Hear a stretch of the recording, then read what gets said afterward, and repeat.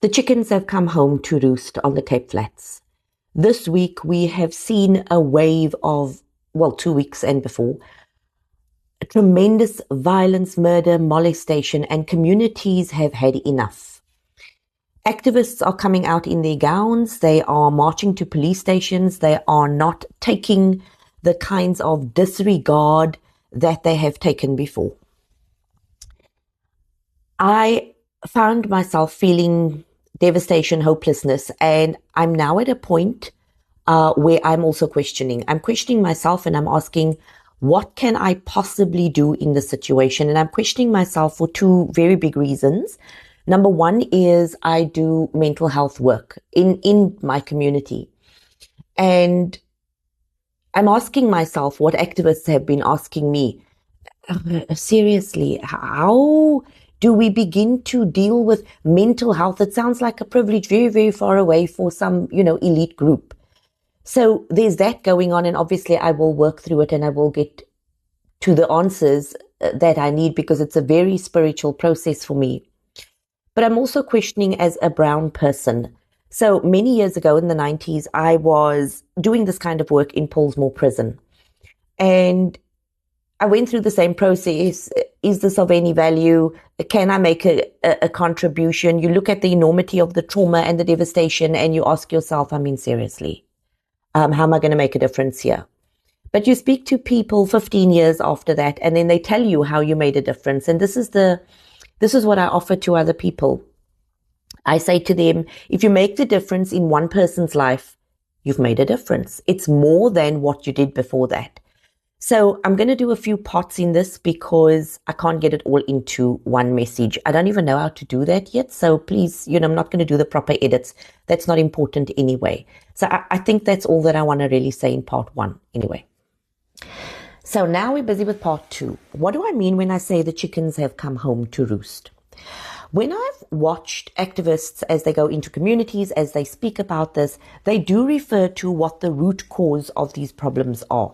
And most often they come up with drugs, alcohol abuse, all of that kind of thing. Sure, absolutely agree with them 100%. But I'd like us to go just a little bit further back. And this thing didn't start when somebody started taking drugs at the age of 16, 4 years ago. It also didn't start in the last generation or the generation before that. This thing is systemic. So we all know the history of this country. We all know how people were removed from their land. We all know how people were dispossessed. We all know our apartheid legacy.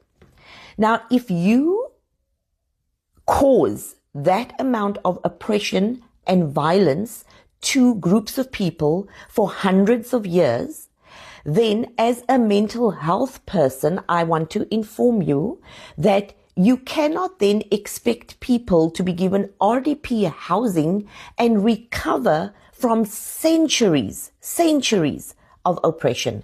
It's not going to happen. I want to talk just a little bit about design. I recently did some kind of a thing out in Hanover Park, and I went to school in Hanover Park. So obviously the sights and the sounds were very familiar to me. But it's been a long time since I've been at a school in Hanover Park. It's been a long time since I did work in Hanover Park schools. That happened in, I think it was the 90s.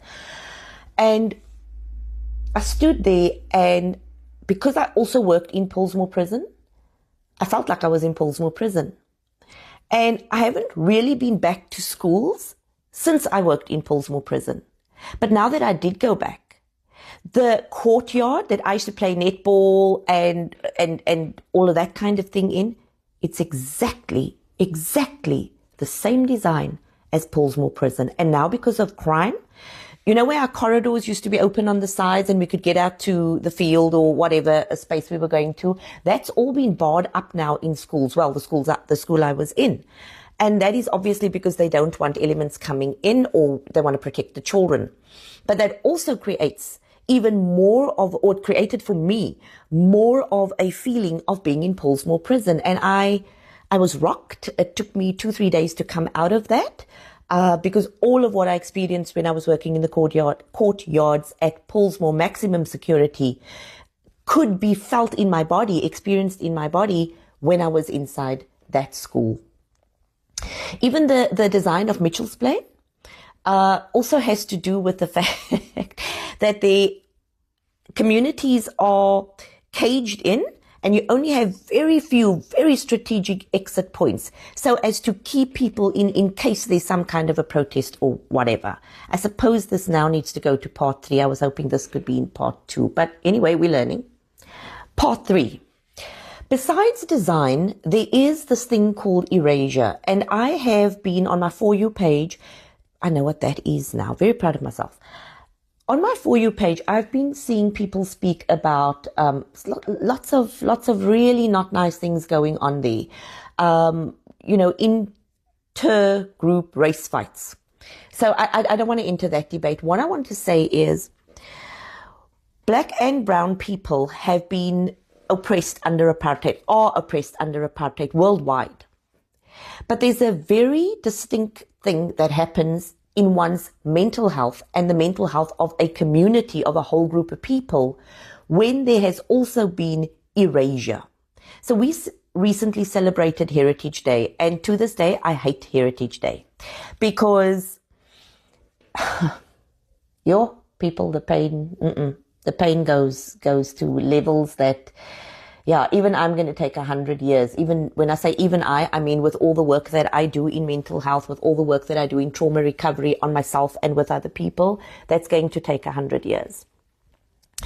So over and above oppression, over and above all of the apartheid dispossession and all of that kind of thing, erasure happened when land was removed, when clans were removed, language was removed. I always tell a very bitter story of how, the front teeth were pulled so that we couldn't make the click sounds, or so that click sounds couldn't be made, and thereby destroyed a whole language.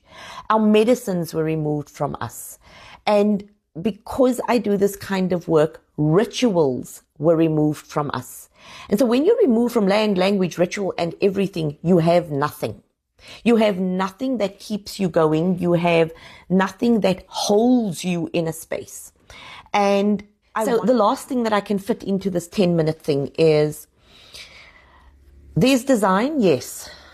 There was erasure, which is very different to oppression. And then I want to speak about the DOP system. And for those who are not Afrikaans speaking, DOP is alcohol. And alcohol just in the terms of getting a tot, right? The tot system. Yeah, that's the actual term. Now, when for generations you not only oppressed people, but you also erased their language, medicine, culture, heritage, and then your reward system, the settlers' reward system to brown people was to give them a tot of alcohol when they slaved whole day on a farm.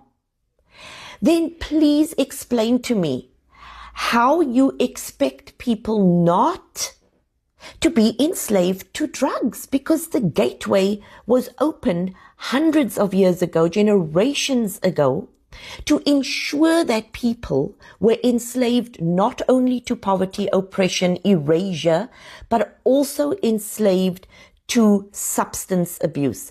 And once they're taking substances, their mind, their mental capacity, their resilience, everything is gone. And they have to then resort to all kinds of dark, violent behaviors. That's all I can get into 10 minutes.